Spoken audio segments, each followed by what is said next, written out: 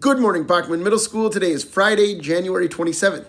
It is an A day, it is a band day 3, and I am Mr. Strand with today's Tiger Talk. First up, let's take one last look at our word of the week. This week's word is cultivate. Cultivate means to grow or acquire something.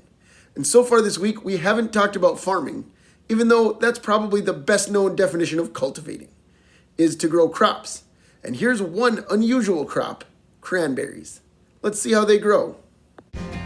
Cranberries grow on low, trailing vines in sunken beds called bogs. The plants are perennial, meaning they survive year after year. Here, the oldest vines are over 65 years old. Cranberries love this sort of sandy soil, and they take a long time to grow, 16 months. You can see here that while the berries are ripening, the buds for next year's crop are already growing on the vine, so farmers have to carefully nurture 2 seasons worth of cranberries at one time. Water is one of the most precious resources for cranberry farmers. This 2,000-acre farm uses only 130 acres to grow cranberries. The rest is a series of reservoirs and watersheds. So what's all this water for if the cranberries grow in dry land? Well, twice a year, the farmers flood the bogs, first in December for the duration of winter. This is when the plants go dormant, and their blanket of water insulates the vines from harsh winter frost. And that brings us to the second time the bogs are flooded, for the October harvest. A harvester drives through to knock the berries off the vines.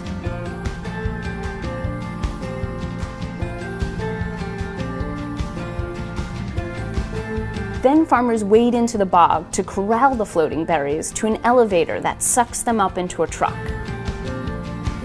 Thank you to the YouTube channel True Food TV for letting me run that video. Next up, let's continue our celebration of Para Appreciation Week.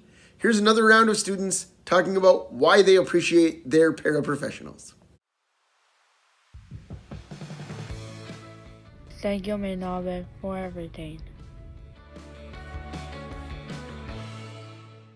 Thank you, Miss Jana, for everything you do for me.